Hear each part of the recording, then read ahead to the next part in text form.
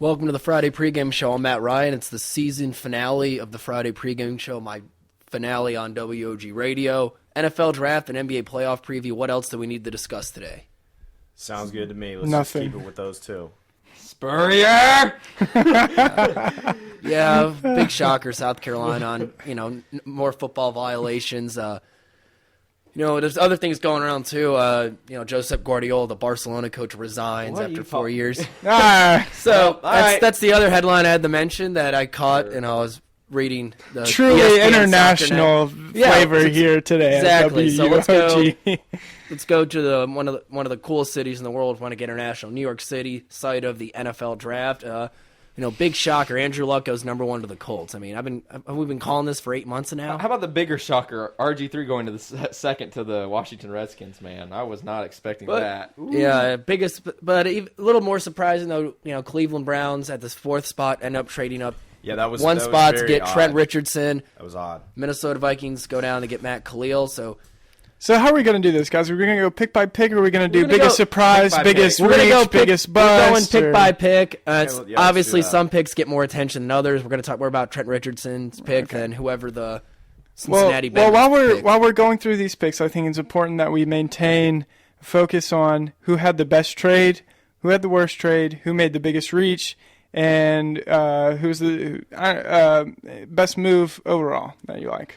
A couple of teams had 2 picks. So. All right, we'll talk about those. Yeah, Trent Richardson, best running back prospect probably since Adrian Peterson, at least since Darren McFadden. This has become a league where running backs have been devalued, but I'd have a hard time believing that Trent Richardson's not going to make a big impact for the Cleveland Browns, then he can't help them win games. And you mentioned that the trades seem weird, but it doesn't seem that weird if Minnesota had gotten a call from somebody with a good trade. Minnesota probably called Cleveland and said, we're going to give away Trent Richardson unless you give us something better. And I'm sure Cleveland said, we want Trent. And on top of the other thing you asked or said was that a lot of people think since it's a passing league that this pick is devalued in a reach. I don't agree at all. But He's going to help them win. Because think about it in terms of Mark Sanchez when he first came to the league. It was still it was starting to become a passing league then, but you see rookie quarterbacks can really rely on a good running back when they're young. Just because we're a passing league doesn't mean a running game doesn't work because you can just take a lot of the clock up during the game. And especially when you got a guy as good as Trent Richardson. I mean, it's tough to pass on a talent like that. And what you're seeing now, like recently in the NFL draft, is just people taking the best overall player. Yeah. Like we know they have Adrian Peterson. We know they have that depth at running back. But why not take him? And it's almost a lost art. I mean, we saw it last night. Passing league or not, you don't go out and get a guy like Cordy Glenn. You don't go out, in my mind, and get a guy like Ryan Tannehill. You don't go out and get a guy like Michael Floyd because it's a passing league. You get the best guy there. I agree. Yeah. And I feel like a lot of people would say Trent Richardson was the 3rd best person in this draft. He's probably the safest pick in this draft. Right, I agree too, because your 2 ones that are being considered better than Trent Richardson right now are quarterbacks. Which is Washington Redskins aren't exactly the best organization for a young quarterback to be or a veteran quarterback. Not to mention the tumultuous atmosphere in Indianapolis as well. I mean, you don't know what Andrew Luck's getting into. He's not a guarantee yet either. Trent Richardson might be the safest pick in this draft. Another safe pick too. And generally, when offensive linemen going this high are going to be a better pick to get sometimes than a quarterback. Matt Khalil, the juniors.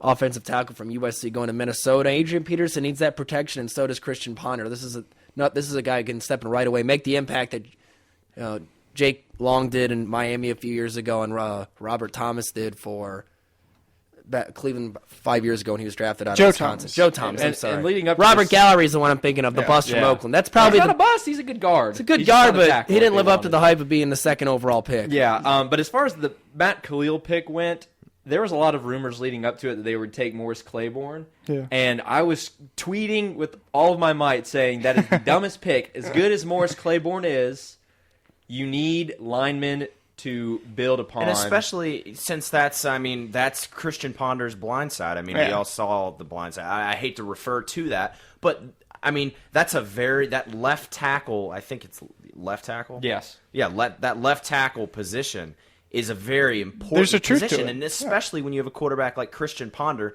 who has that injury-prone he's injury prone, and so we should see last year's pick. I think Charlie Johnson. He'll move to right tackle this year. And they have to build these positions because, I mean, look, 2 years, not 2 right years guard, ago, excuse two me. seasons ago, they lost Bryant McKinney, one of the greatest tackles in the past decade. This past offseason, the one we just had, they lost Steve Hutchinson. There goes two staples of a great offensive line that Adrian Peterson, the running back, came into. So that seems like the automatic pick. If they would have done something else, I would have booed. And moving on, number 5, Justin Blackman to the Jacksonville Jaguars. Worst passing team in the league. We're not.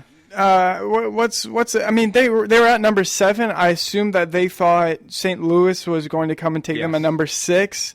And that's, I mean, do you guys like that? I compare it to putting a Band-Aid on a decapitated arm. They would have been better off trading It's back not and getting Riley decapitated Reef in the 20s. Justin Blackman, though, the best receiving prospect in the draft. The thing is, I don't think go. just all right. I think it's so ridiculous to go. I mean, but you've got to think of it from the perspective of the manager of the Jaguars. Like, what do you do? Like, what do you even do? Where do you even begin to start? Yeah. I don't know. Honestly, I think they would have been better off taking Morris Claiborne. Yeah. Because Blackman, to me, his highest potential is Chad Ochocinco when he was Chad Johnson. Now, as good as that may sound, that is not Hall of Fame material. And But still, you can make an impact on a team. 3 or 4 elite years, yes, but he's not a top 5 Better pick than with 90% of the receivers in the league.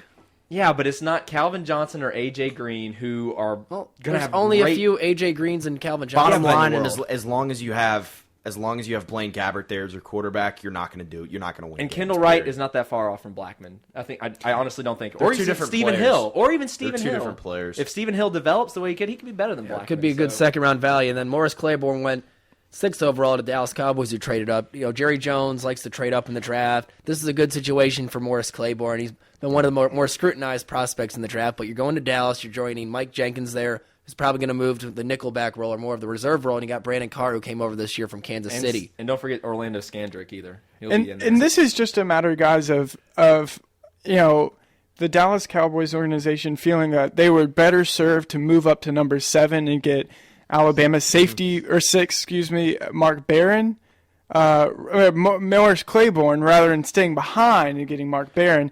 And Nice move again, by Jerry Jones. maybe that's why. Because we saw number 7, maybe they heard through the grapevine that the Jaguars were going to go get Mark Barron, which they did with the number 7 pick. So I'm not really sure how to feel exactly on that. Obviously, they got a great talent, but it's better than getting stuck with neither Claiborne or Barron. I think, honestly, what went down here is you had – what is that? Anyway, sorry. Honestly, what I think went down here was the rumor was that at pick 5 – That's the EA emergency testing system, so that's a weekly that's thing that kinda all freaking radio me out a little stations bit. have to do as part of FCC rules. Okay, so moving on. Yeah, anyway, what I was saying was Morris Claiborne was not supposed to get to the 6th pick, right? Yeah. And Tampa Bay traded out of their pick. And with the 4th pick, they traded back – no, not with the 4th pick. With the 5th pick, they traded out to Jacksonville. Right. And what that did was give Jacksonville Justin Blackman. St. Louis said, what are you doing? You're giving away the guy that we want that we thought would fall to us. So St. Louis said, we'll do you one right back, Tampa Bay. We'll trade out and give Morris Claiborne to Dallas. Tampa, Tampa after the draft came out, we wanted Mark Barron all along. No, BS. they They didn't. wanted Morris Claiborne They wanted they thought they would fall. Morris Claiborne, Trent Richardson, or Justin Blackman. Yeah. And Those are the 3 guys. Mark Barron, though, we But saw think about it. I hate to interrupt you, but would you rather? I think Mark Barron's a great talent, obviously, and I also think I have a lot of respect for Maurice Claiborne. I think he's obviously unarguably the number 1 cornerback prospect in this draft. But there's no doubt about that. Would you rather have a lockdown cornerback or a stud safety? I think stud safeties come more often than lockdown cornerbacks. I think. you can still find a unfortunate safety that'll help you for win the Bucs, games. For the Bucs to make that type of comment, like you said, like, oh, we were going after Mark Barron all along. I don't buy it. I don't buy it. Number 8 pick, guys, much talked about. Probably one of the most, probably the most scrutinized prospect. Claiborne's been up here in recent weeks. People talk about his potential. We've seen Blackman up there. We've seen guys like Michael Floyd, Quentin Copels in the discussion. But this has been the guy who probably got more scrutiny in recent weeks than Luck and Griffin, just because we already knew where those guys were going. So the attention really fell on Ryan Tannehill, who was a wide receiver not too long ago. And guys, by and large, reminiscent, of last year when you had Christian Ponder and Jake Locker come out way, way, way before anyone thought that they were going to be taken. What are your thoughts on his prospective future in the NFL? He's a bust. I agree. It's just how it is. He's only played he's got 19 starts as a quarterback. Oh, Sanchez didn't have too many starts as a USC quarterback. And that was one of the Sanchez is good. He won 4 playoff games. That's more than Tannehill's won or with Matt Ryan. Incredible defense. All right, well, do you want? I just don't think. There's about other quarterbacks besides Sanchez, besides Tannehill, who have had very few starts. Tannehill's a joke. He's a joke. It's not a good situation to go to Miami. It is a classic Miami Dolphins move on draft day. And you know what? But then again, the new head coach Joe Philbin did help Aaron Rodgers blossom into the quarterback that he became. Yeah. So you never know. I'm not gonna. I don't want to write him off this early, but I'm going to go ahead and do it anyways because when you're in the same division as the Patriots, Jets, and Bills, that's tough. Tannehill, and look who he's sitting behind. Come on, dude. David Garrard and Matt Moore, 2 of the worst. And Moore's not a bad. Joke. Moore's average. Dude, come on. And David Garrard had a period of averageness. Did you watch Matt Moore at the end of last season though? He looked pretty good. That was because no one. I don't know. No one cared. Yeah, it's like all right, Ryan Tannehill, boo, boo, boo. Moving from probably one of the most potential bust, least stable moves to what I think is probably one of the most solid, well-grounded, just Luke Kuechly to Carolina. For Carolina, I love him. I think he's going to be great. Good situation. They need help with the linebackers there. Thomas Davis, former Georgia guy, is coming back this year too. So Carolina needs the defense. But that's the key. They need help, but they're not awful. They're going to come back when Thomas Davis is healthy and John Beason is healthy. That he doesn't have to feel like he needs to go out on the field and do everything. Good. I just feel like it's good. Probably going to be their best linebacker corps they've had since Dan Morgan and Will Witherspoon were there 8 or 9 years ago. Too, because you're going to have him in that linebacking core with some big-time stud veterans who are just going to mentor him, and he's going to turn into an incredible an incredible linebacker and just a very key player for that defense. And another thing that I would keep in mind is, like you said, as people get healthy on their defense, this pick might indicate that in the next couple of years, Ron Rivera might switch back to a 3-4 like he had in San Diego. Ron Rivera does like the 4-3, but it's really hard to find that great defensive end personnel nowadays. It's much easier to find the pass rushing outside linebacker. Yeah. If you have Beason and Kuechly, whatever you want to say. And he runs a 4.52, so he's Matt Ryan better look out for this golden. He's not the only golden eagle in the division anymore. I really think NFC South. It might be the best division in football next year. The Panthers are going to be significantly better, and the worst team's probably going to be Tampa, and they had a great draft. Yeah, so far, yeah. So we all seem to be agreeing there. Ben, I know you have strong feelings about pick number 10. So let's move on to your Buffalo Bills. Stephen Gilmore, great pick. I wanted them. I wanted the Bills to go after Morris Claiborne. Probably not going to fall there. Ew. Because he went to Carolina. 10 for Stephon Gilmore. This is another classic example of a guy who really probably should be drafted into the first, early second, that because of his great combine and his great little month before the draft, moves all the way up to the top 10. The guy is good. The guy was projected as an early first-round pick beginning of this year, too. Played great for the Gamecocks this year. Yeah, certainly the combine helped, too, but the Buffalo Bills get a guy who's got a lot of potential, and some people think just as talented as Morris Claiborne. He didn't really. He had 4 picks this year? But I think we're confusing how good another player is for how bad a lot of other players are. In my mind, this was not as deep a draft as we've seen, and there was just a lot of drop-off between some of the premier players at each position. Yeah.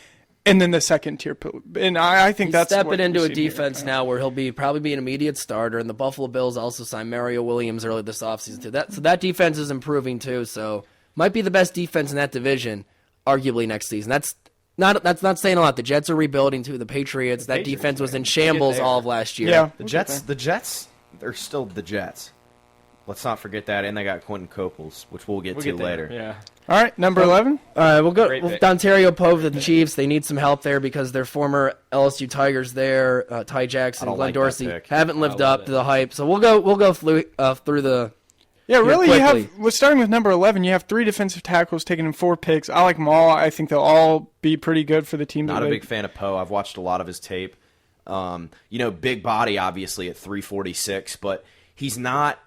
I was expecting. I mean, he's pretty fast. He ran like a 4.98 at the combine, but I was expecting more explosion and a little more like him throwing those centers and those guards around a little easier. But he really didn't do that. I think the thing that sticks out with him is just his speed at the nose tackle position. Being that big. Yeah. It's all But about that fast. I think you hit the nail on the head when you said nose tackle. That's the only reason he went this high. It is such a demand in the 3-4 to have a nose tackle. Dontari Poe, it doesn't matter what competition he faced. That guy is just big enough, has the intangibles, has Romeo the Cornell's a good measurables. mentor to have. He just that guy. he fills that he just fills the A gap. He Yeah. just takes over. Move it, on. bounces everything to the outside, which is what his role is. Going to the middle of the draft, Bruce Irvin going to Seattle at number 15. Probably the skipped most Cox. surprising. Fletcher We Cox. talked about Fletcher Cox. We're going That through was here. that was a trade up though. He's Come fat. Let's go. I Moving approve of Fletcher And Cox. we saw him play here Michael earlier this Floyd. year. Why are we skipping that one? That's a great. So we got 16. We got 16 more picks to go after. It's all good. We got Michael Floyd. All We we're have doing to- is NFL draft and NBA playoffs. Let's take our time. Michael Floyd though. I mean, that was a big pick. We can't just do Buffalo and then you're happy and then we move on. Yeah, really. We got to Hey, talk about Matty some of these Ryan, teams chill. picking multiple times in this first round. So We Brockers. could skip Cox, but Michael Floyd we have to talk about. Interesting. All right, just go. I love Yeah, it. Larry Fitzgerald and told him Michael to- Floyd. Larry Fitzgerald told him to pick Floyd, and they did, but they have so many other needs. Yeah. They honestly. Probably an example of a value pick. You pick the then best again- player then again, available at that exactly. position. That's what I was going to say because obviously there's a need for quarterback Melvin too, Ingram, because- though, was there. Well, it's one of those things where we'll find it doesn't matter who Yeah. Kevin defensive Cobb or line isn't John that Skelton's bad, though. throwing to if he's on his butt. Yeah. So And you know what? Michael David Floyd is a- DeCastro was there. A lot of people I thinking that he was gonna I say still that. agree. He's the best player available, and even if he plays there for a year, he's still going to have some trade value if you want to go and maybe get a quarterback later on in his career. Okay, so mixed feelings there. Definitely mixed feelings about number 15 pick for sure. I think with Bruce Irvin going Seahawks, pick number 15. This is a guy that, extremely skilled pass rusher. I mean, that's basically all he does. I don't even know you could call him a defensive end. He's just a guy who goes after the quarterback play after play. Not sure how much else he's going to be able to bring to a Seattle Seahawks team. And this is a guy that people were saying in between, 35 and 50. What do you guys think of where he went? I agree. This is the reach of the draft. No, it and was not. and No, it was he not. What's the reach of the draft? he's had legal problems. In Stupid the past, AJ too. Jenkins. We'll get there. Bruce Irvin, great pick. 15 is the right place to take him. Pass rushing is so important in defenses in the NFL. He is elite at it. You know what? I don't care if he only plays on third down. He's going to do some wonders for that team. Seattle stinks at pass rush. They were one of the worst last If he year. only plays on third down and he goes 15, I think that in itself is a problem. So you, But he can you develop don't pick a into- he situational can player develop. that high. I agree. He can come in first. He can come You in the don't first do that, year. dude. Yeah, I'm sorry. you He is- you believe he will be What? better than a guy like Chandler Jones or a guy like Carroll Whitney take you out to Merciless, who dinner are last both night or something? similar and were there? Yes. Okay. He is that good. I'm sorry. I am sold on Bruce Irvin. Well, no, All right, no. so next Number 16, Jets defense. Again, here we got another trend between 15 and But 19. then We got a again- bunch of defensive are we ends, done so let's with talk about Bruce them. Irvin? Moving You on. can say something about Bruce Irvin. Okay, I think this is an interesting statistic. Chris Clemens had 11 sacks for Seattle. Obviously, that's pretty good, but the rest of the D-line had 10. So they've Combined. obviously, combined. And I think Clemens is gone. Where did he go to? He He's is. gone. Okay. So I mean, they need to replace that. I'm So sorry. Quentin Copel's going to the Jets, and that was a guy who was around, Terrible. Terrible. mid first 4-3 round. defensive end only. Sorry, he will not translate to a 3-4. All right. Will not. Okay. Cincinnati takes Drake Kirkpatrick, who a lot of people had, that probably is the third best cornerback in this draft going to Cincinnati. They like I like picking those that pick. SEC players. Yeah, I do too. think he's going to be a good value pick there for a young defense. It's Two one of the good up-and-comers of the league. Really, back-to-back here with Chargers with what is probably the easiest pick of the draft. I was so scared. I mean, a golden egg in the lap of the Melvin San Diego Ingram was Chargers. one of the biggest drops of the draft. A lot of people had him going 7th overall, maybe to Jacksonville. He falls to San Diego. Good situation for him. I'm And how about all those Georgia highlights they were showing in that game of him having all those interceptions? I don't care. I'm so happy we got him that he fell that far. If Chargers would not have picked him, I would have thrown something. That was the easiest pick, like you said. Very easy pick. And here, finally, with our rash of defensive ends here, Shea McClellan going number 19 overall Another to guy the that Chicago gave Georgia Bears. trouble this year. And this, we're getting to the point last night where I'm just saying, like, what are people saying about Chandler Jones and Whitney Merciless that they don't want to take the chance, whereas they do want to take the chance on a guy like He'll Shea be an McClellan. outside linebacker. He's not gonna be at the end. McClellan, on my mock draft, I had him falling to the late 20s where the Patriots would take him because he seems like a Patriots-type player. Chicago, when I saw that, I was like, what are you doing? Yeah. What are you doing? I'm sorry. There are better players to go opposite of. They just like drafting linebackers from obscure colleges, New Mexico State. Brian Urlacher came from New Mexico State. So it could work out. Worked out. I think he's he's a high motor guy. Obviously, I think it's a good pick. He'll play the Sam in the 3-4. Most likely alongside Brian Urlacher and Lance Briggs. So Kendall Wright goes number 20 to Tennessee Titans. Another guy slipped in there too. They need some receiver help. Kenny Britt's coming back next year, but they definitely need a lot ACL injury. Lot more help around Jake Locker. I liked it. New England Patriots will combine these picks at 21 and 25 overall. They get Chandler Jones, the brother of John Bones Jones, the UFC champion, and at 25 getting Dante Hightower. New England Patriots needed a lot of help, so they get love that two guys in the front seven. Well, Patriots, Kendall Wright, I don't necessarily have a problem with it. I still think that's too high for him, but it's just tough because he can be dynamic. The thing is, he's the second best wide receiver, and it's like he there's said, a lot of drop-off, there's that drop-off, and when you have that drop-off, people are going to be willing to trade up and take people unnecessarily. So that's justified in that. But if there's a team that can afford trading up, it is the New England Patriots. Yeah. I mean, the year in, year out NFL draft should have a New England Patriots sticker on it because I don't even remember the last time they had less than 10 picks. So at that point, it's whatever. I mean, going up now New England's 2 picks, I think, is a classic Bill Belichick plug and play kind of thing. They're gonna, get rid of some of their old people or the people who didn't work out last year and plug in the new kids and see how it works. And I think tonight we'll see they have 2 second-round picks left, and that's it for the rest of the draft. I say this tonight, they're going to trade both of those second-round picks to gather more picks for day 3. That's Bill Belichick, quantity over quality. Yeah. So far, I really like what Cleveland's doing. Brandon Weeden going 22 overall, like trading up for Weeden him. Going 22 overall. 28 years old. It's about time he starts in the NFL. I think it's the same. Come on, dude. I don't think that's. I think he might be behind Andrew Luck, the most NFL ready quarterback. They're looking at trading Colt McCoy, so he's probably going to start right away because he is 28 years old. He's had more experience. He is an older player that's why than they drafted McCoy. him because Same age as Aaron Rodgers. He's potentially the most accurate quarterback. Well, in the draft. and I think that I can't like the Browns picks as much as some people just because I feel like I just wanted I just wanted to see them stick with Colt for a little bit longer because coming out of college I was a huge Colt McCoy fan. I'm almost not ready to admit that he can't win at the NFL record. I mean, at the NFL level, simply because he set the all-time NCAA record for most winningest quarterback in history. Well, Kellen Moore broke that, and look where he is now, not getting drafted high either. But there's a difference between breaking that record at Boise State and breaking at Texas. College records don't translate to NFL success or NFL hype. But the guy was a winner, and I feel like a little bit more patience. I just don't think you're getting a guy that much better than Colt McCoy and Brandon Weeden.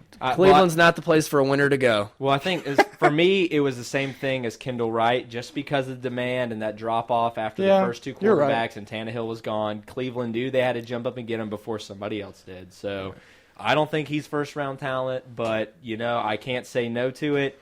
Do I think Weeden will be good? I think he's first-round talent. I think his only knock is his age, obviously, like everybody else. Looking ahead to the next 2 picks, I do like. But then again, staying on that topic, I hate to interrupt you. If he's going to play right away, what's the difference between him and, say, an Aaron Rodgers, who's going to sit behind someone for 4 years? Like, I mean, that's Aaron Rodgers. They come in sat behind Brett Favre at 21 years old. Well, yeah, they pretty much come in at 28. Granted that he sat in on that like mentoring process, but like they come in at the same age, pretty much. I mean, granted he was 26 or whatever when he came in, but like I just don't think if he's going to play right away, I don't think it's a big deal. Yeah. All right. So next 2 picks, pick. Riley Wright by the Detroit Lions. Bill's possibly looking taking him at that 10th overall selection. He falls. There's no sneezing on Detroit. Those 2 picks. I like the pick. David DeCastro going to Steelers. It's typical Steelers pick. The other guy who dropped. Reef, DeCastro, great picks. Both needed help at those positions. Love both. So now we move it in the final 7 here because we mentioned Dante Hightower already going to the New England Patriots. Whitney Mercilus going to the Houston Texans. Merciless, their name I'm screwing up. That's fine. Goes to the Houston Texans at 26 overall. There's only one better last name in all of football, and it belongs to a Georgia player, Rambo. Now, Whitney Mercilus, I'm really high on, and I don't have a problem really with them taking it, but I think they have other needs and I think they would have been much better. What are you talking about? He's going to step right in for Mario Williams. No, but Mario Williams was hurt all of last year, so they still had the best defense. I think Mercilus adds to what they're kind of like Green Baying it now. Green Bay just keeps adding and adding pass rush. Yeah. But I think Houston would have benefited from trading up because of Riley Reef and DeCastro falling and getting one of those guys because their offensive line. If there's one thing we've seen, I think, in the past year, it's how crucial it is to have dominant defensive ends and in general defensive linemen. And I think that's why New York is as good as they were and has made it that far. And won the championship last year. I think it's just so crucial to have just great defensive linemen, and that's what they're trying to do. And like I said, I can't argue with the pick, but I think guard or tackle would have been better. But they got what they got. I love Mercilus. That team is probably going to revisit us here in the last 3 picks. Also, I want to come back to that. But for right now, Bengals 27. That's taking a Wisconsin player over a Georgia player. I really think that's what it came down to. Wisconsin's known for having better guards. Cordy Glenn. I personally didn't think he was going to be a first-round talent at the end of the year, and then he got graded so high and had a great combine. So, well, and that's all about what me and Clay were talking about last night. You can't coach big, you can't coach size, but obviously at the guard they thought 6'4", the biggest line in the country, Wisconsin. But Cordy Glenn is better than Kevin Zeitler. That's all I'm trying to say. But apparently, 6'4", 314, it's not bad size either. Preference You're pick an there. NFL lineman now. You're not going to be under 300 pounds more than likely. Next pick, Nick Perry from USC going to the Green Bay Packers. Last time they drafted a USC player in that part of the draft that worked out well, Clay Matthews. Harrison Smith going to the Vikings, the Notre Dame safety, A.J. Jenkins. A reach for the 49ers. Biggest reach right there. That's my biggest Here's where I think... I don't think it's necessarily a reach getting somebody, could have been a second-round pick at the end of the first round. It's a reach when you're getting a mid-second-round pick in the top 15. He wasn't a top second-round pick. Here's where I think the draft turns just for the weird. Like, I just... We're left with 3 end picks that to me are just kind of... left me scratching my head. It's not because Tampa they're not running worthy back to go. They need to get Doug Martin. They need it's a not running that they're back not after worthy. Richardson. AJ Jenkins probably not worthy. It's not that they're not worthy of taking that category of Ruben Randall and Alshon Jeffrey, and I don't think he's significantly better. I don't even know that he's better than those two. Why pick him? And I felt like there were other people out there still that they would just be better served to get on their team than the likes of AJ Jenkins, Doug Martin, David Wilson, and yes, they need a running back behind LeGarrette Blount. But the Giants needed one to replace Brandon Jacobs as well. Could they get somebody else there that's a better talent at that pick? You're talking about the Bucs. Maybe the Bucs and the Giants. I mean, I think honestly, I would have taken an Upshaw or either of the offensive. Upshaw is going to be one of the biggest steals in this draft. He will go somewhere. The second round starts tonight at 7. He's going to go somewhere. First 5 picks. Yeah. He's going to end up somewhere good, and someone's going to be happy with that pick. He'll be a trading steal. Was crazy last night. Tonight, I think you're going to see even more. Yeah. And Alshon Jeffrey's another guy to look out for. And at the Buffalo Bills, they have that next pick. They're going to look to get in receiver. Ruben Randall, Alshon Jeffrey's going to fall into that spot. The Rams have like 3 of the top 15 picks. They have 3 second rounders. Look for. I want to see the Patriots take Janoris Jenkins. I think that's a great pick. Whoever gets him, that is going to be a huge steal. I thought somebody would jump on him in the first round, but he's just so good. Yeah. If you get the right system around him, I had the Patriots drafted him I in thought the first Patriots round. would. If they can go up and get him, instead of trading both those second-round picks, going up and getting him, Guy's going to be great, and they need secondary. He's a smaller corner. They need a lot on amongst that their tall. defense. So, I don't know. I was mad nobody took him, and then especially since Harrison Smith went in the first round. And I guess getting back to just what I'm saying is like, with those last 3 picks, guys, maybe they met a need, but you had guys like Cordy Glenn, Jonathan Martin, Peter Kahns, all offensive linemen that people thought might go in the first round. At linebacker, you had Dante Hightower, Levant David. Let's see, who are our defensive linemen? I feel like there's a defensive lineman left there also. And then all the wide receivers. There's a lot of those guys going tonight. They're going to go early, quick and fast. They will. Those will be the first picks that come 7 o'clock. Rams are going to take 2 in the second round, I'm convinced. Unless they trade out or trade up, they're going to take 2 wide receivers in the second round. So NFL draft continues this weekend. It'll wrap up tomorrow. And also tomorrow, the NBA playoffs begin. We got 8 series beginning, and all eyes seem to be on the Oklahoma City Thunder, Miami Heat, and those Chicago Bulls. It seems like right now a lot of people are predicting that Oklahoma is going to face the winner of that series in the NBA Finals. Who's the biggest threat to knock off one of those teams on their way to the title? We're talking NBA now. We're not going to go second round? No. Well, I mean, I was going to say we could talk about Atlanta Falcons because we Let's do didn't that. mention Can them, Can we talk that? but we don't have to. I mean, like Falcons. that? I mean, I think they're going Orson. I'm predicting they're going to get a tight end. They're going to get the Clemson Dwayne Allen tight from end? Clemson. They're going to get the Stanford tight end, or they're going to get Orson Charles slip in there. What about I want to see what's the Fleener go to Indianapolis? I think that'd be a cool pick. Ooh, that would be cool. That's a good pick. You're right. I like that pick. Andrew Luck probably has some input on those moves. Maybe. And I mean, just Brandon Boykin, Ben Jones, where we think they might end up. Ben I don't Jones know. will be 4th or 5th round. Brandon Boykin will probably be late second, mid third, somewhere in there. He'll Probably get third. drafted tonight. I thought Ben Jones was going to get drafted at the very end of tonight. No. You don't Well, it think so? depends on where Peter Kahns goes because Ben Jones Okay. is second or third Right. in centers, and centers like I said before, with after the first one, it's a drop off. Ben Jones is okay, but he's a drop off from Peter Kahns. Yeah. As far as the Falcons go, I think they'll end up with Orson in the 3rd round. 2nd round, they'll take an offensive lineman. So All right, so looking ahead here. All right, so again, NBA playoffs. Andrew Luck going to be in Indianapolis this weekend. The Indiana Pacers open up their series tomorrow. Probably going to see him in a crowd shot on ESPN once again.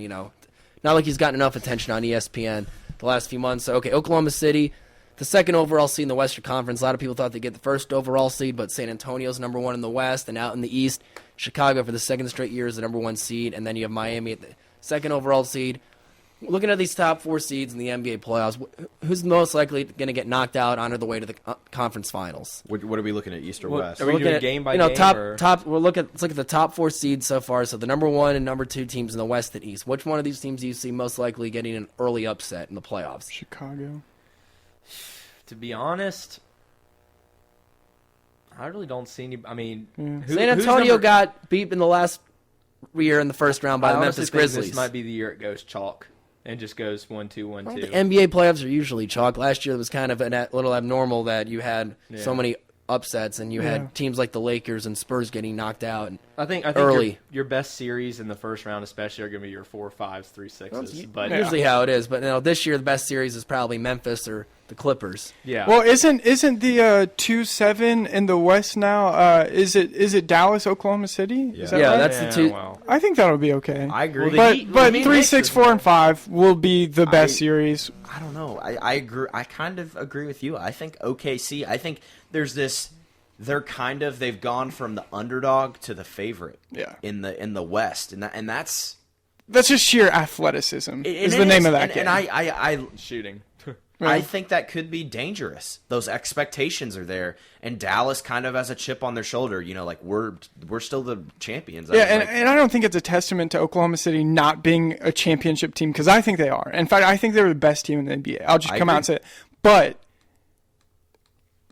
the Mavericks' track record. I mean, if there's a team that's going to beat a team like that, it's going to be the Dallas Mavericks. They've been there before. They've got done that veteran leadership. And they punched out the Lakers last year. Well, that All Dallas the way team to is the much title. more talented last year. They don't have Tyson Chandler holding true. down the Their defense front this year. court isn't nearly as good as it was last They're a year. year older, and that was especially a veteran team last year, even more so this year. This is a different Dallas team than the one that won the title. It is, but if 11 you're or 12 looking months for ago. one of those 6, 7, 8 people to sneak up, Well, I think it's a what good about candidate. Knicks, Miami. I know my roommates are all like, "Oh, Knicks are gonna beat Miami." That's No, because they're they not. have it out for No. Carmelo Yeah, they do. Anthony. They love I Carmelo. This don't will be the understand most that. star-studded series in the first round, but maybe the Knicks steal a game here. I see the Heat winning this one in about 5. Yeah, Carmelo I Anthony's agree. garbage. Mike Woodson's garbage. Wow. The Knicks will win their I mean, first. I don't disagree about Mike Woodson, but The Knicks Carmelo's haven't won a I can't- playoff can't. game in 12 years. The last time they won a playoff game was against I the can't Miami stand Heat Carmelo. in the year 2000. So maybe the Knicks will end their playoff winning drought, meaning just winning a playoff game, not necessarily as much a as I series. hate LeBron, I hate Carmelo Anthony. In that terms more- of the that Knicks much roster more. right now, I actually don't like Amari Stoudemire more than I don't like Carmelo. I don't Dude, think Carmelo Amari. is a I don't think Amari piece of- fits in that system. He just at seems all. awkward on He that is team. just because I don't know. When he was with the Suns, it was him and Nash, Yeah. and you need a point guard feeding to the guy down low. Yeah. It's kind of it just doesn't fit because Carmelo is the player on that team. Yeah. And if you put a good support, like if they wouldn't have given up the world, I feel for like Carmelo, everyone it'd always probably makes still be good. excuses for why Carmelo isn't a stud player. But it's the same awkwardness and effect that we see from LeBron and Chris Bosh. Not so much Dwayne Wade and LeBron clashing, but if one of the two's numbers dip, it's going to be LeBron or Chris Bosh. And I feel like that's similar to what is going on in New York with Amari. Only or one of those Carmelo, guys can have. Both those guys need the ball in their hands to be dominant. I mean, they're both primary scorers. They're used to doing that too. It's not like those guys can take a secondary role. It's not like Stoudemire is more of like a defensive guy, more like a Dwight Howard type. They'd probably fit better if Carmelo Anthony is more like a LeBron James type. The pieces would mold better. But New York probably would have been better off not trading the house for Carmelo Anthony over a year ago because that team had a lot of depth beforehand, and they still would have had enough money to go out and sign a Tyson Chandler in the offseason. The team would have been better fit to contend in the East with that depth. But look at Denver. I mean, Denver's has been even better without Carmelo Anthony. Granted, they were more talented last year, lost a lot of guys in the offseason too, but Denver's probably in a better situation to advance in the playoffs than the Knicks right now. So my question is, I mean, we could go through all the games and everything, but the essential question is, if Miami doesn't win the whole thing, do they blow up the big three? Do they get rid of two of them or one of them? They'll get rid of Bosh. Bosh would be the most likely to go, and even though Bosh has been scrutinized, as much as LeBron at times for his his role in the team, there'd still be teams willing to trade for Chris Bosh. Oh yeah, he's good. He just can't be the number 3. He has to be number 2 or number 1.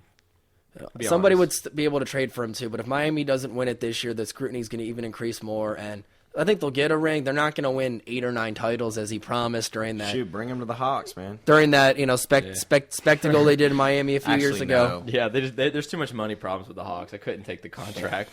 they- I'd rather we blow up the Hawks and start over. I agree, dude. So, Miami, there's more pressure on them than anybody this year, just like last year. I mean, they're the most scrutinized team in the league. If we find that they lose this year, do you think they might consider getting rid of Dwayne Wade? Because they're going to keep LeBron regardless. LeBron's LeBron. But This is Dwayne LeBron's Wade- team now. Dwayne Wade is the guy that needs the ball in his hand. I think They'd LeBron consider could it be- for the right offer. We heard rumors a few months ago. Dwight Howard might be interested in Miami. Maybe Yeah. the Magic are like, well, we'll take Dwayne Wade off your hands. Make Make LeBron, Miami even better, but don't rule out any possibilities. But there will be speculation, and there will be possibility that Wade or Bosh is traded. And I think the best situation for the Heat is if they lose this year and they decide to blow it up, make LeBron the point guard, because I think he puts stats up all over the place where he could play point guard very effectively. I'm kind of the Skip Bayless kind of thinking. Then you go get you get rid of Bosh and you get rid of Wade. You get Howard, and then one of the two trades between Bosh and Wade. You go get a bunch of supporting players that can actually shoot. You shouldn't be playing Udonis Haslem, Eddie Curry, and Mike Miller every night. Sorry. The Miami Heat will be in a good situation regardless next year. They'll still be a title Even if they contender keep the big regardless. three. When you have 3 guys like that, you can get talent for them in return. It seems to me like, guys, you look at the team across in the Western Division of Oklahoma City Thunder, they don't have the Chris Bosh character, but by and large, they have a similar deal with Russell Westbrook and Kevin Durant. And they have better chemistry as well. But they're just working it out. It's something where in Miami they don't want to get over their egos. They're just these Oklahoma divas. City's a younger team. And they have Yeah. better. They have a James better Harden's the player. They do have a better supporting cast. down low. But in terms Oh of my Kevin Durant and Russell Westbrook, just the two of them, what Chris said. They have far better chemistry because they are James willing. Harden, the best sixth man in the league, the guy who could be the number one scorer on most teams, but he's like, I'm happy coming off the bench for them. He's like the new Manu Ginobili.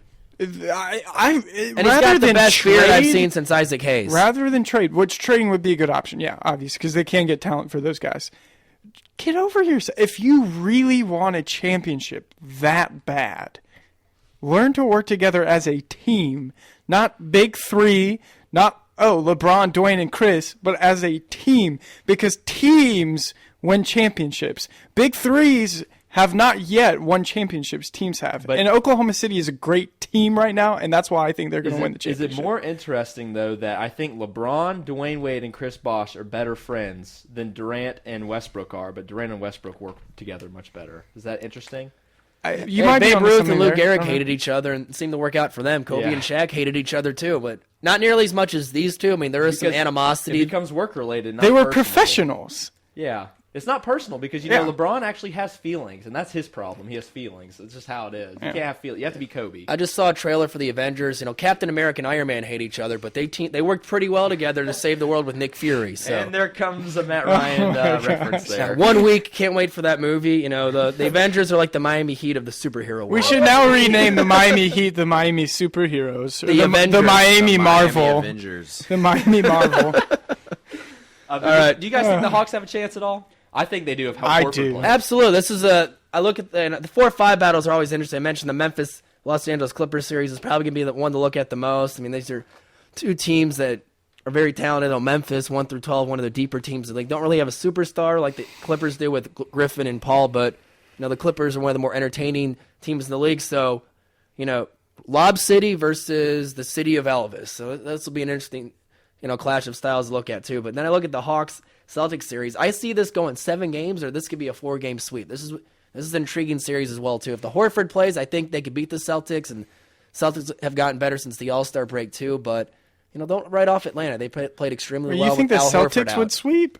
I think probably could. either team. It depends. If Boston goes up 2-0, I think they could. I think either team could last sweep year or was really win in the 7. last chance the Celtics had at winning a I championship. legitimately think the Hawks are a better team than the Celtics. They're agree with that. battle tested. They've dealt with Al Horford issues, and they've got a bunch of guys. They've got Teague, Gennaro Parker. They just got a bunch of guys learning their roles. Ivan Johnson, who we saw in person, the man. They just have a bunch of guys on that team that know their role. Atlanta lost their last 2 games to Boston this year. The last time they played was April 11th. 3 weeks ago. They lost by 2 points in overtime. They lose the Celtics by 3 points back in March. So they played them close in some low-scoring games. Yeah. I think we're very similar teams. I really do. Yeah. Yeah, I would agree. And I think their names are sexier. They have sexier names, but we have Only the Lakers have a better history than the Celtics, arguably. But I think our youth. Right. I think we are very similar teams. Joe Johnson I do is too. pretty much the mirror image of Paul Pierce. He is a young Paul Pierce, and then KG and Horford. I think you have a similar dynamic going on. So I it's agree just with going to be that. an interesting. It's going to be an interesting series. I think. I I'm think definitely the gonna X watch factor is definitely how Josh Smith plays, or Teague. Choose one. Teague is just going to be offset by Rondo. But if Josh Smith comes up big and Horford plays, I agree. they could- Josh Smith is going to be the key to Well, this and series. as much as star power and you say highlight factory, for those that I've actually started watching some Hawks games after I found, there's a Hawks channel on my TV. But It's called Sports Stats, there's but not the Hawks channel. Oh, okay. But there's a lot of players on that team that are playing really well and have been for the past 2 weeks that are not the guys that get talked about. Radmanovich, Pargo, Teague is just tremendous, most improved player you could argue in the NBA this year. And you just got to Finally butt found Ivan that Johnson. point guard. I think it's you mentioned it briefly earlier, but it's a shame that the Hawks have such an issue with budgeting their money. Yeah. And because you had the emergence of Jeff Teague, and for a second I thought, wow, this franchise could have been salvaged with him. But then again, you've got this overpaying of Joe Johnson. You've got all these stupid, boneheaded decisions by our management that have really bit us. So I think this is going to be This is going to be a very interesting series because it's going to pretty much gauge of what the future of the franchise is going to be. And even if the Hawks can get past the Celtics, however many games it takes, they're not getting past Chicago in the next round. Of course. And I think playing off of what Chris said is that imagine if they didn't sign Joe Johnson and they could have gotten Dwight Howard. Imagine that starting lineup. You have Teague, insert good shooter, 3-point shooter here. Well, then you could have Heinrich step in at shooting guard. There you can even have Teague, Heinrich. You could have Smith at the 3, Horford at the 4, and then Dwight. Yeah. That's a great team. Just because you are able to sign Dwight Howard doesn't mean you're going to be able to end up getting Al Horford because the team could have. The lottery might not have ended up that way years ago. So it's kind of difficult to go back and look and say, okay, no, the Hawks I'm could have ended up I'm talking about in this upcoming offseason. They could have done. They could have traded Joe, and you never know. They could have worked out. It could have worked out. Howard is probably going to leave Orlando at some point. And the Magic, moving on to another series, Magic are probably going to get swept by the Indiana Pacers. This is going to be a 4-0 series. Maybe Magic can make it close one of the times too. But this is the series I'm going to watch the least over the next couple weeks. It may not even go on beyond next week. Yeah, that series is going to be the lowest watch out of all of them. Here's an underrated series. The Los Angeles Lakers, Denver Nuggets. This is going to be the Lakers have been playing great as of lately. In the Denver Nuggets, we know they can score points. We know they're an entertaining team with lots of depth. This is another series too. I look at this. Okay, the Lakers can win this one in 5 games, or Denver could stretch this out and win in 6 or 7. Yeah. Now, aside from the series coming up, what do you guys think about Kobe not going for the scoring championship? He could have played the last game last night. And what's a scoring champion for Kobe Bryant's legacy at this point? But I thought it was within his nature to do it, and he was originally going to play, but did he do it out of the respect for the game, or did he honestly just want to rest? At this point, Kobe Bryant's in his mid-30s. He needs the rest. Kobe probably decided he thinks that if he rests, he'd have a better chance of winning a championship. What's the scoring title for him at this point? He does need the rest. He's been playing in the league for 16 years, and even though he's not in his late 30s yet, add up all the playoff games he's played and how long he's been in the league. This is a guy who's probably in his late 30s realistically. A look at the bigger issue I think surrounding the Lakers though right now. What do we think about Metta World Peace's suspension and how that will affect the way this series goes? Well, they were going to need his defense to shut down a guy like Danilo Gallinari. Slow him down a little bit. Is this possibly a series that maybe looks a little different now with that suspension looming, whereas Denver Nuggets, that window might have opened a little wider with this, whereas before Lakers Denver, it certainly hurts LA more so than it helps Denver, but let's keep in mind that Denver has had a good year. Man. They're a 6 seed with a 38-28 record, which is better than Anthony's Knicks. I think you've got to very much keep in mind that this was kind of I'm not a big fan of morale victories, but they've kind of had a morale victory with just improving by losing their best player.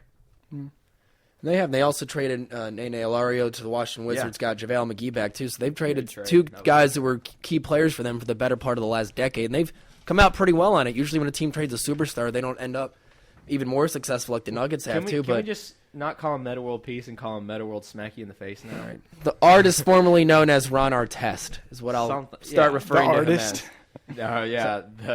The bad boy. I will look at one more. Just call him Thucky Thug.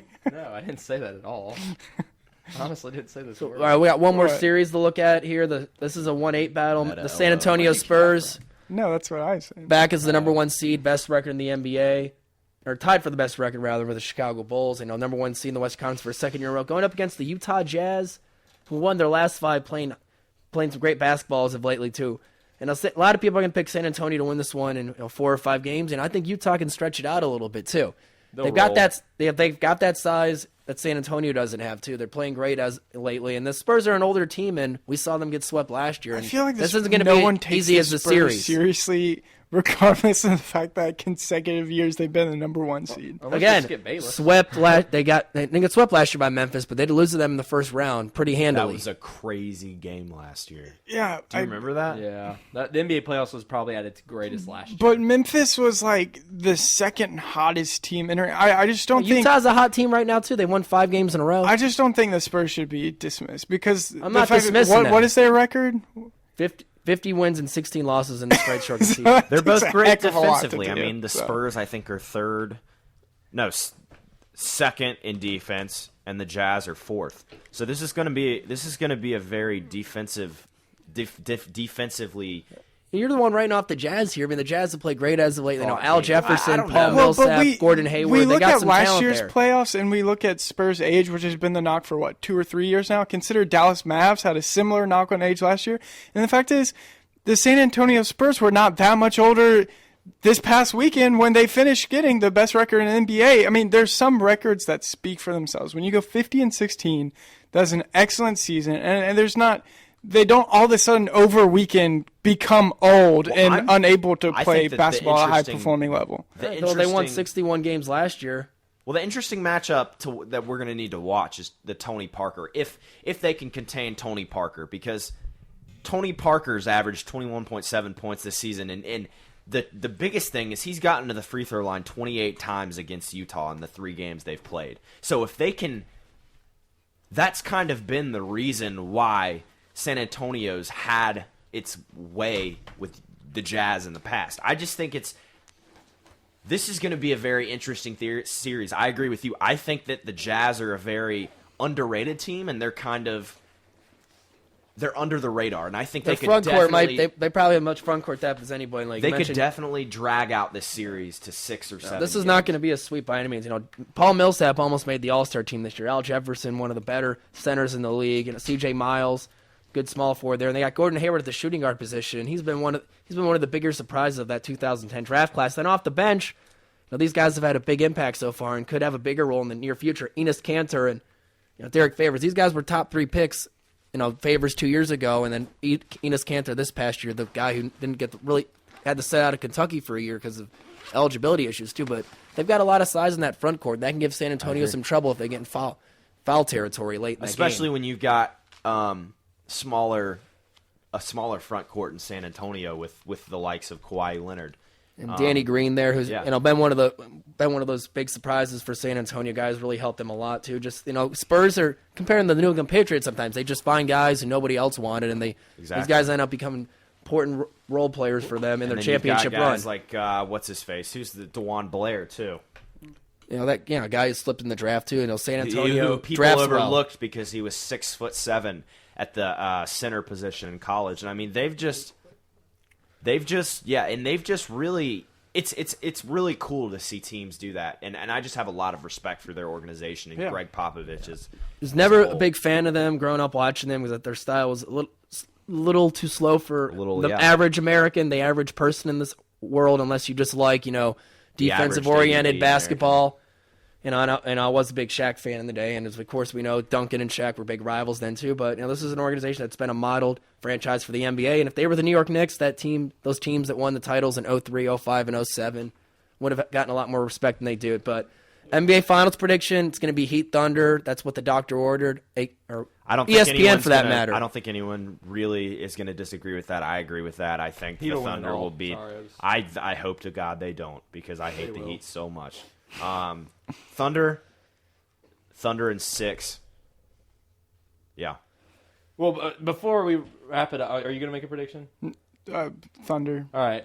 Before we wrap anything up, we have to throw a shout out to the NHL for putting on a great. I don't care if any of you have watched it. I've watched every game the last 2 weeks. Playoff. I think every series was good. 16 first-round games that went to overtime, a new NHL record. I'll go for my quick picks in these next round. Flyers, Rangers meet in the conference finals. On the other side, you're going to have Nashville and St. Louis. Pekka Rinne leads Predators to Stanley Cup Finals against the Flyers.